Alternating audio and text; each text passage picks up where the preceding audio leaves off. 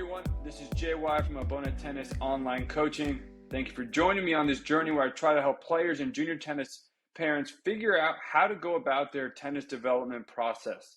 There's a lot of information out there and it's easy to get lost or confused, so hopefully I can bring things together and make this an easier journey for everyone. Along with my podcast, you can also go to my website, www.obonetennis.com. That's AUBONE tennis.com, where you can read my blogs that go along with my podcast and my coach's diary, where I go a little bit more in depth on the personal side, and hopefully you can learn some more there. So this week we're going to be talking about the 7 things a junior tennis player's environment must have to make it to Division I without homeschooling. Now, first of all, this actually goes for adults as well, but this is what the blog was titled. Second, that is one of the longest titles in history, and yes, I don't care what my English teachers say. It was the best thing I could come up with, so I just ran with it. For me, the most important thing is, can I help you become a better tennis player?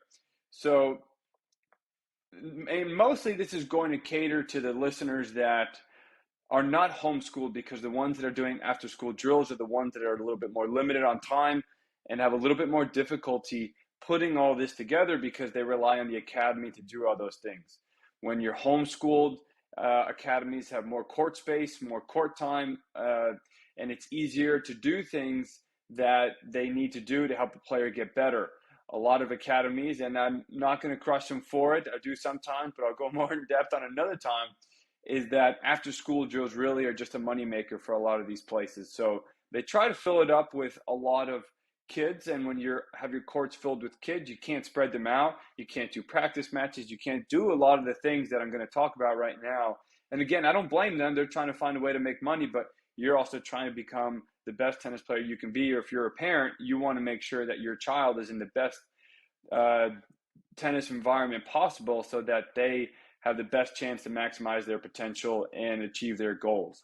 So we're going to start with the first thing, which is a big thing and one of the biggest things lacking in today's junior tennis, is match play a few times a week. And ideally, you'd love for that match play to be you'd love to get 2 full sets straight away, and at the very least, try to get a super tiebreaker at the end. You have to be practicing what you're going to be playing on the weekend, and tournaments are matches. So if you're not out there practicing what you're going to be doing on the weekend, how are you going to be ready? And one of the biggest things about that is being able to sit there alone for 2 hours and just think to yourselves and play through the chess match that is a tennis match, which is you have a strategy, your opponent has a strategy, things are working, they're not working, they change, you change, there's a back and forth, and you have to be able to sit there and read the situation and think these things through.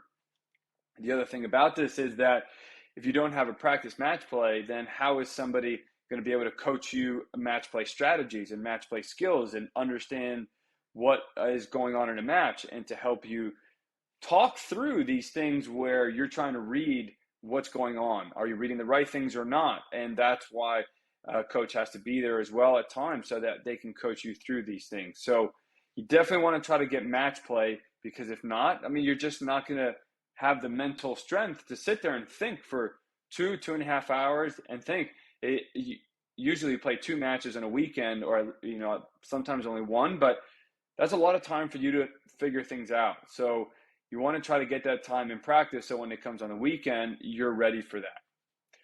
Second thing is full court drilling in games. I say full court drilling because there's a lot of drilling that's half court, a lot of hitting that's half court. They might have 4 or 6 kids on a court, or 8, and they play half court games. Well, I think that's good to develop some skills, but most of these kids are playing singles, and you have to be able to cover a full court. So if you're not used to covering a full court, well, trying to understand how to run to a ball that's on the other half of the court and time your steps and read it and see how fast you need to run, all those things that go along with judging and interpreting the things that you need to do. If you're not practicing that, then how are you going to be ready to do that on the weekend? And I think that's one of the things when you go to these academies that are filled with kids and you're a tournament player, if you don't have enough time to run around on a full court, develop the fitness required to run side to side and do it point after point, drill after drill. If you haven't developed that, you're just not going to be ready. And if you play an opponent who does do those things, the odds are they're going to be better prepared than you, and that's not going to be a fun match. So try to get in your full court drilling and games. And ideally, this is a lot to ask for, I know, but if you can only have just 2 people on the court to where you can just do that for 2 hours, at least once a week, that's huge, because now you're developing the fitness. Because if you think about a match, you're doing it the whole time by yourself. If you're always interchanging with the kids that are behind you, well, then you're really going to miss out on not just repetitions, but developing the fitness of just doing it over and over again. Number 3 is have a coach watch your child's tournament matches. Or if you're an adult, have a coach watch your matches, because you don't quite know exactly what happened. And that's okay. You're not supposed to know. A coach is the one that's supposed to be there watching, seeing what happens, what broke down. Was it technique? Maybe your technique was fine throughout the match, but then on an important point, your technique broke down because you got too nervous or stressed. And your rituals in between points, your routines actually weren't great. Maybe you played too fast in between points. Maybe your strategy was incorrect. Maybe you served to a certain spot and you should have served to the other one. You're actually playing to your opponent's strength as opposed to their weakness. These are the things a coach is going to help see, and they can see that pattern going through an entire match. If you don't have someone watching your matches, then how are you supposed to know exactly what happened? If you are so qualified to know what happened, then you wouldn't need a coach in the first place. Something to think about is professional players have coaches at their matches. And they're the ones that have the most knowledge besides a coach. So if they need a coach there, I think anybody else should have a coach there too. And the final point within that is tennis is the only sport in the world right now where a coach is not at the match consistently. More often than not, they're actually not there when it comes to adult matches that are not on the professional circuit and junior matches. They have them in college. The coach is always there. Professionals already have their coaches there. And so if you can have your coach watching your match, that's a huge advantage, because most people don't have that. So if you can have that, that's a great thing, because then they will develop a practice plan that is going to really affect in the most important manner what's going to happen during your match, rather than just working on a lot of things that need to be worked on. Maybe they're not working on the things that are hurting you the most. So definitely try to get someone to watch your match. Number 4, take one private lesson a week, even if it's just 30 minutes. And the reason for that is to work on your technique, or just to do some stuff that's really personal. See, if you're only doing after school drills, you're just not going to get the technical help that you need, because there's other kids there, or there's other adults in that clinic. They might be able to say a thing or two, but you really need some time to just work on it. Someone to just feed you some balls over and over and over. They tell you that technique, but you're immediately into another drill. You're going to forget it really quick, and you're not going to have the time to develop that muscle memory that you need come tournament time. So spend at least one private a week so you can work on all the things that you can't work on for understandable reasons. Just other people there, and they can't just go too in depth, because maybe what you need to work on isn't what everybody needs to work on. And when they're running clinics, they have to balance out doing a little bit of what's best for everybody there. So try to get that in. Number 5, now this might be a lot, and I wrote it in the blog, but you could go down a little bit. So I wrote down, play 20 to 25 tournaments a year. If you're playing kind of 17, 18 to 25, I think that's fine too. The most important thing is to be playing tournaments pretty consistently. And if you listen to one of my previous podcasts, which was titled Appropriate Tournament Schedules Matter, you need to get in a match rhythm. You want to get comfortable with dealing with your nerves. Long days at tournaments where you're waiting to go on and you weren't ready because the matches before you just took too long. Bad line calls that people are not going to make in practice because they want to be nice, but in matches they're too competitive. How are you going to deal with that? There's a lot of things you just can't deal with in practice that you need to be exposed to. So the best way to do that, play tournaments. And that's where you also want to try to schedule some warm-up tournaments for the tournaments that really matter. Sometimes you don't have a choice and you just play what you can, but play as many tournaments as you can within reason. You don't want to overdo it because then you'll burn out. Number 6, fitness at least 3 times a week. Now, this doesn't have to be long, and I know days are already long for most junior tennis players because you go to school, you get out, you finish practice, it's already like 6:30, 7 o'clock. You still have to go home, shower, eat dinner, and do your homework. So I totally understand that. But if you can at least do 20 to 30 minutes, and if you've never done any fitness at all, even 15 to 20 minutes is so important because your base is so low, you actually don't need to do a lot. So a lot of the things that require a player to get to the highest level, they're not strong enough to do if they've never done fitness. And they might want to do the technique that their coach is asking them to do, but they're simply not strong enough to run out there, hit an open stance, rotate those hips, use those quads and glutes, fire that forearm, use the core. If that's not strong enough, they're going to be compensating with parts of their body that they shouldn't be using, and that's where injuries start to come in. Or maybe they're not compensating, but they actually can't do it consistently over the course of a tournament. So maybe they can do it for one set, one match, but they can't do it back to back. And that's where they'll start to fall apart. So try to get that fitness in there. There's a reason they do it in college. The best juniors in the world do it. The pros do it. Try to get that fitness in at least 3 times a week. And most of what I'm saying here is actually strength training.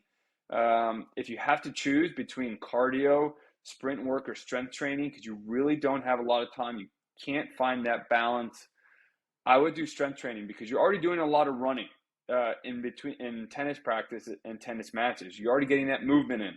So as much as, we'd love to do some footwork drills and speed, we need the strength to do this all. And if you're getting match play practice, if you're getting full court drilling, you're getting a lot more running than most kids anyway and most other adults. So try to get in that strength training to make it easier to load up for that serve, hit on the run, keep that forearm strong at a volley.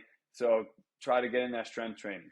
Finally is I do think organized clinic drilling at least once a week is good. If you have a drilling group where they actually do practice matches, they spread them out and do full court singles drills and all of that, okay, maybe you can do that every day. But not a lot of people have that. Most people have 3 to 4 days a week of drilling of just kids everywhere, and they can never spread out and do any of this stuff. So I would say at least organize clinic drilling once a week, because if you're only doing privates all the time and only doing practice matches, you are missing a little bit of the social part. And I do think for kids, that's very important. For adults, that's just a matter of what you want. But for kids, getting that social aspect in so that it's not just the winning, that's the fun part and getting better. It's actually, hey, they have friends in tennis. So on days where maybe they're not playing their best tennis and have had a bad result at a tournament, they still want to go to practice so they can see their friends and have a fun time with them. So definitely try to get that organized clinic drilling. Any clinic drilling, even if it's not, you do have 6 to 8 kids on a court. I don't like it. I wouldn't do it for the high performance players, but you are still developing relevant skills, right? If you're doing half court drills, you are developing a control aspect to be able to control it straight ahead or cross court or stuff like that. And focus, right? You are working on focus because you're not playing consistently, so it's easy to get distracted. So you do work on relevant skills within those clinics. So definitely try to get out there and work on it and do that. So I know this is hard to do, and I know this is hard for a lot of juniors to get because they don't have control and they're already limited on time. But this is what the best players in the world are doing, both on the junior side, college, and pro. They're getting all these 7 things, okay? And so if you can find a way to piece that together, and you're someone that, you're a parent and you want your kid to go to school, you think that's important. The kid doesn't want to homeschool. He wants to stay in school. He has a lot of friends there he doesn't want to give up. Find a way to piece most of these. If you can do most of these, great. If you can do all of them, genius. I know I had this thanks to my dad, who was my coach. He cared more about developing players instead of filling up courts with numbers. So I was actually able to have all of this in my training environment. And it wasn't until I started coaching, seeing what else was going on, that I knew, whoa, this is not what everybody else has. This is crazy. Their potential is being limited, and not by the hard work that these kids are doing. It's not that they're lazy. It's they don't have an environment that's made to maximize potential. It's made to maximize the revenue of that academy in that afternoon. So what can we do to help these kids and adults have the best chance possible to maximize their potential? And that's where, once I started to put the things that in play that were missing, it's match play a few times a week, full court singles drilling in games, having a coach watch your child's matches, at least one private lesson a week, minimum 30 minutes. I think most people, a lot of people are already getting those private lessons in. Playing 18 and 25 tournaments a year. If you can do that in a certain manner, great. Listen to my previous podcast so you can see exactly how to do that. Fitness, at least 3 times a week. If you can do 2 or 1, okay. I mean, that's already better than 0, but if you can do 3, that'd be really ideal. And then get your organized clinic drilling once a week, which I don't think anyone's going to have a problem getting number 7. But that rounds out the 7 things that you want to do to have in your environment to maximize your potential. So good luck out there, and hopefully you can find these things. I know it's going to take a little bit of work, but at the end of it, you're going to be really happy. Good luck out there.